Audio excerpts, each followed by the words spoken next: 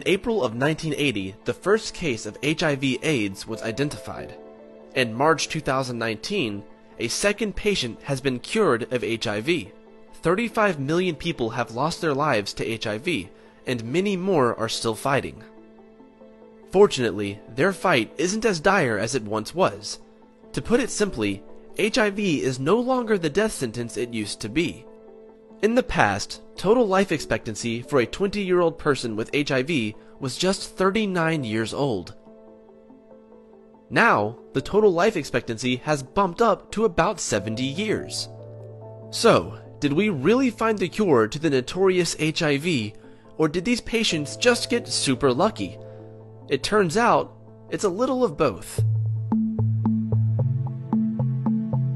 12 years ago, an HIV patient in Berlin received a bone marrow transplant of stem cells from a donor. Later on, the patient was completely cured of HIV. Upon investigations, researchers found that the donor had a rare genetic mutation that made him resistant to HIV, which was also passed on to the patient. That was the only documented case of HIV being cured, until now. A second patient with HIV has been cured after a bone marrow stem cell transplant from the donor with an HIV-resistant gene. Despite the good news, the possibility of turning this treatment into a replicable HIV cure is low. This is where the luck comes into play. Stem cell transplants are extremely risky. In fact, the chances of you dying of a bone marrow transplant are more likely than dying of HIV.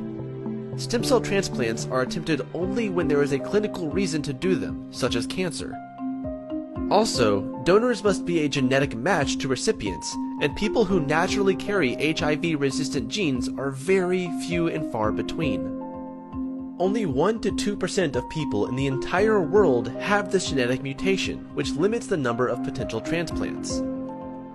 Yet there is more hope. There may not be a cure soon, but HIV treatment has evolved tremendously since its outbreak.